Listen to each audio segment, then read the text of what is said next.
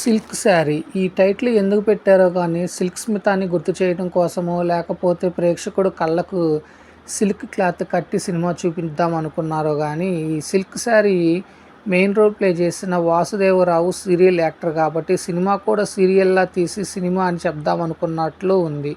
ఈ సిల్క్ శారీ కథనం సీరియల్లోని కథనంకు ఏమాత్రం తక్కువ కాదు.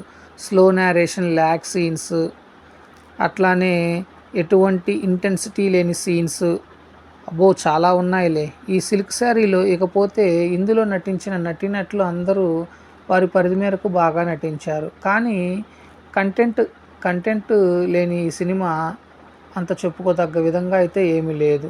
ఇదొక సీరియల్ ప్రొడక్షన్ వాల్యూస్తో నిర్మించిన ఒక సినిమాలా ఉంటుంది. ఇకపోతే ఈ సినిమాకి టెక్నికల్ వాల్యూస్ మొత్తము సీరియల్ టెక్నికల్ వాల్యూస్లా ఉన్నాయి అని అనిపిస్తుంది. అలానే స్టోరీని ఎలా చూపించాలి అని రాసుకున్న కథను మరోలా చూపించాడన్నట్లు ఉంటుంది. స్టార్టింగ్ ఓకే అనేలా తీసిన పోను పోను సీరియల్ సీన్స్ గుర్తుకొస్తూ ఉంటాయి. మరియు క్లైమాక్స్లో వచ్చే బిల్డప్ సీన్స్ కానీ వాటిని తదనంతరం దీనికి పార్ట్ 2 ఉంది అనేలా వచ్చే సీన్స్ కానీ పార్ట్ 1 ఏం అర్థం కాక దీనికి మళ్ళీ పార్ట్ 2 కూడా అనే ప్రేక్షకుడు అనుకుంటూ ఉన్న టైంలో ఉంటుంది. కాకపోతే ఫస్ట్